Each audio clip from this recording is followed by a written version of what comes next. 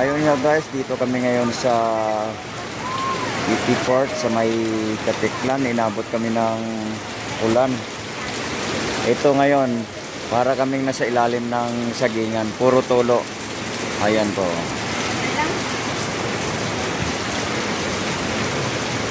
Ayan, paano yan ngayon? Puro tulo. Dito bakit parang butas-butas na itong mga bubong ng ano? Ayan, butas-butas yung bubong. Basta ang mga pasahero dito nakaupo. Ayan, butas-butas.